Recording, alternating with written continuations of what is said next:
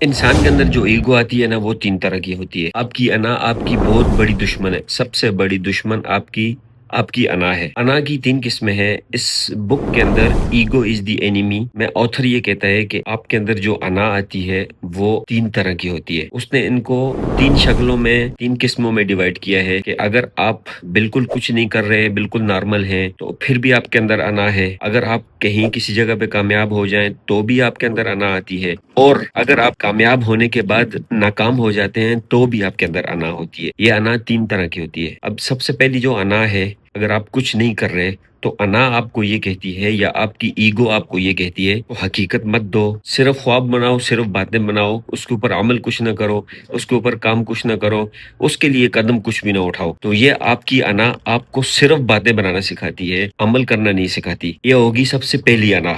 दूसरे नंबर की अना ये होती है कि अगर आप कामयाब हो गए किसी जगह पे, तो फिर अना आपको ये कहती है, हाँ अभी तो तुम्हें सब कुछ आता है, तुम इसी तरह रहना, तुम सीखना नहीं। तो वो अना उस इंसान के अंदर गुरूर पैदा करती है, तकब्बुर पैदा करती है, और इंसान तनकीद सुनना छोड़ देता है। ये अना की दूसरी किस्म हो गई। और तीसरी किस्म अना की ये है कि आप कामयाब होने के बाद दोबारा फिर जब नीचे आते हैं तो फिर आपके अंदर अना ये होती है कि आप दूसरों को उसका कसूरवार ठहराते हैं, खुद अपने ऊपर मेहनत नहीं करते, खुद ये कोशिश नहीं करते, अपनी गलती को तस्लीम नहीं करते, और ये नहीं सोचते कि आपने किस वजह से आपको नाकामी का सामना करना पड़ा। तो ये तीसरी जो अना की किस्म है, ये इंसान को फिर दोबारा उस मकाम पर ले जाती है जिस मकाम पर इंसान पहले था। तो लिहाजा ये 3 किस्म की अना है। अब देखें, जो जो कामयाब तरीन लोग होते हैं या जो चैंपियंस होते हैं, जिन्होंने अपने गोल्स पूरे किए होते हैं, उनके अंदर ये चीज होती है कि वो कभी भी सीखना के अमल नहीं छोड़ते। वो हमेशा हर उम्र में, चाहे वो कितने भी कामयाब क्यों ना हो, वो हर